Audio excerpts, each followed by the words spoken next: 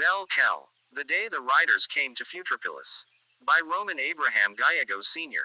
In the high red mountains beyond the trade winds lay the wild kingdom of Lord Chelaco. It was not a kingdom of marble or law. It was a kingdom of dust, iron, and hooves. Settlements clung to canyon walls like stubborn weeds. Wind screamed through stone passes. Leather banners snapped above watchtowers carved into rock. And across that broken land rode the Gilros. They were not horses. They were not wolves. They were something in between. They stood 12 feet at the shoulder, muscle layered like siege engines, hides thick as hammered ironwood. Their faces were mostly equine, long, sharp, alert, but their mouths split wider than any horse's should, revealing rows of carnivorous teeth meant for tearing flesh. They grazed when they wished, but hunted in packs when blood scented the air. An ordinary man would be killed trying to mount one. But the mountain lords were not ordinary men. At their head rode Lord Chelaco. He wore a wide-brimmed black hat that shadowed his eyes and a long duster cut from reinforced Gilros leather, hide so dense blades skidded and most rounds flattened against it. Twin laser pistols rested at his hips. He did not fire twice. He did not miss. His own Gilros, Gravewind, was the largest of them all, scarred, fast, patient. When Chelaco leaned forward, the beast leaned with him. When he stilled, it stilled. Behind him rode his chosen raiders. Enki, the long silence, carried a scoped rifle longer than a man's arm. He preferred distance and certainty. Jokes did not interest him. He enjoyed watching his targets fall through glass and crosshair. His Gilros, Malice, was the fastest, able to circle a battlefield and vanish before anyone knew he had been there. Tolwa, broad as a gate, pipe smoke curling from his mouth, kept a shotgun resting across his saddle. He loved the thunder of close range. He charged first. What his Gilros, powder bomb, did not crush beneath its weight, Tolwa folded with his double-barrel blast.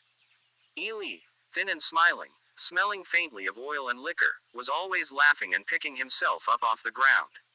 Fire followed him the way shadow follows light. The flames he made did not drown in water, they fed on it. He could burn a town down faster than the moons could rise. His Gilros, little flame, moved quietly. It could slip in and out of a camp without disturbing a sleeping guard dog. Oak-like-he, the wrangler. Ropes coiled at his hip. A light cutting whip hanging at his side. He preferred to take things alive. He carried one pistol but rarely used it. He liked to split his enemies in half with his whip. His Gilros, baby back, could pull 5 times its own body weight. It loved catching anything that moved, for bragging, and for dragging. They did not ride for chaos. They rode for targets. And on Harmony Day, their target was Futropolis. Futropolis rose from the plains like a promise well kept. White towers of glass and silver curved toward the sky. Gardens grew in vertical spirals. Canals carried clean water beneath suspended walkways. Drones hummed gently overhead, projecting music and festival lights. At the heart of the city stood the Futropolis Zoo, not cages, but open habitats shaped by energy fields and careful design. Its main attraction was the 5 untamable beasts. People came from around the world to see them. On Harmony Day, admission was free. The whole city attended. Children ran between exhibits with painted faces.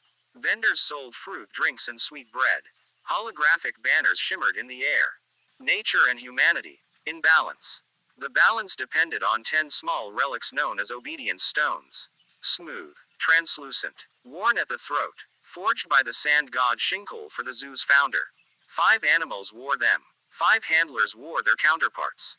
The stones synchronized neural rhythms. They dulled aggression. They created compliance without visible cruelty.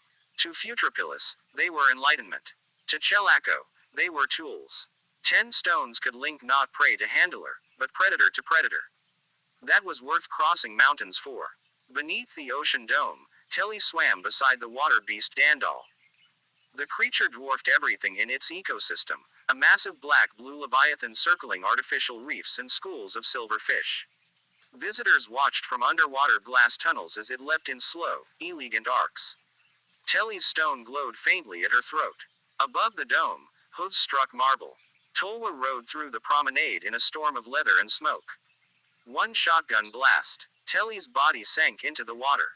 The Dandal circled once. Tolwa tore the stone from its harness. The hum stopped. The Dandal's eye changed. Then it dove. It tore through sharks, shredded rays, rammed the glass tunnels until they spider cracked. Water churned red as the ecosystem devoured itself. Tolwa mounted and left before the ocean shattered. In the tundra biome, Sue guided the Tiger through a performance. The massive golden white beast, 3 times the size of a polar bear, balanced upright to applause. It danced as children tossed glowing energy orbs. Sue believed empathy had changed the world.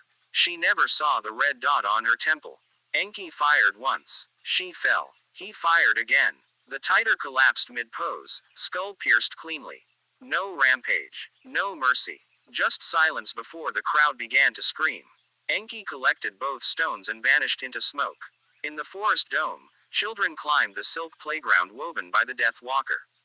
Its vast black body moved carefully among branches, adjusting strands so the little ones would not fall. They swung and laughed high above the forest floor. Bane monitored neural levels, calm and focused. Ely had already poured ignition compound into the irrigation lines. When flame came, it spread through water. The canopy ignited. The Death Walker wrapped children in silk, trying to shield them. Ely ignited Bane where he stood. The webs caught fire. Screams echoed as the structure collapsed. Ely walked through ash and gathered the stones. In the sky ring, Stellian, the young dragon, soared. 2,000 kilograms of scaled muscle and controlled flame. He painted spirals of fire above the cheering crowd while Chris guided him with gentle gestures. Oakley Key's rope snapped upward, catching the dragon's wing. A second line tangled its neck harness. Stellian crashed onto the platform, metal screaming. Oakley Key bound handler and dragon alike. The whip flashed once. Chris fell. Oakley Key removed the stone from Stellian's throat. The dragon's eyes sharpened. Clear, intelligent, furious. It understood. He shackled it instead of freeing it. Heavy cables locked around its limbs. Baby back braced and began dragging the struggling creature across the plaza.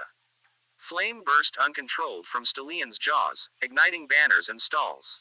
It was not tamed. It was taken. At the outer grassland dome, Miller stood before the captive Gilrose. The beast paced. Never fully broken, never fully understood. Lord Chelaco approached on Gravewind. Miller drew. Chelaco fired once. The handler fell. Chelaco stepped forward and removed the stone from the animal's throat. The hum ceased. Predator faced predator. Chelaco removed his hat and pressed his forehead to the beast's muzzle. The Gilrose lowered its head. He mounted. It followed. When the raiders met again in the central plaza, smoke rolled across Futropolis in full daylight. Ocean dome shattered. Forest blackened. Tundra silent. Sky ring aflame. 10 obedience stones lay in Chelaco's palm. He fastened them among his riders and their mounts. The hum returned. Deeper now. Rider to rider. Mount to mount. Breathing aligned. Spacing perfected. Movement unified.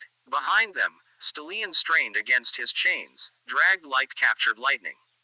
Chelaco raised one hand. The cavalry turned as one. They rode out beneath the sun, hooves cracking polished stone, smoke trailing behind them. The zoo burned. The festival banners melted. And Futropolis learned that harmony enforced is still control. And control can always be stolen. The riders vanished toward the mountains with the stones and the dragon. And the wild rode home.